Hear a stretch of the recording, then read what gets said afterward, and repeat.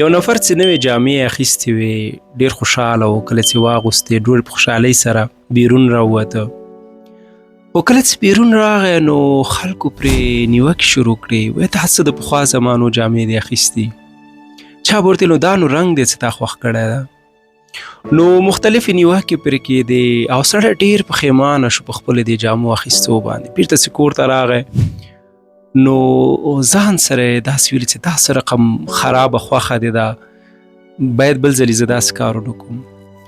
نو بعد له دې نه به چې کله جامې اخیستې یا به هر هغه شی چې اخیسته ځان لپاره، نو په دې اړه به سوچ کو چې دا به د خلکو خوښې شي او که نه.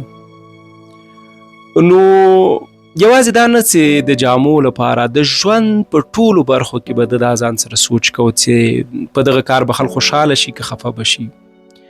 د ده خپلې ټولې خوښې، د ده هغه شیان چې د ځان لپاره انتخاب کړي وو هغه ټول ترې پاتې شو. فقط د خلکو په خوښه باندې ځان ته جامې اخیستل، د خلکو په خوښه باندې خوراک کول، د خلکو په خوښه باندې خبرې کول او حتی د خلکو په خوښه باندې کار کول. کوم کار به چې د ده خوښېده د دې لپاره به یې نه کوو چې خلک به راپسې خبرې وکړي چې شرم ده دا ولې داسې کار ته کوې، دا نو د کولو کار دی.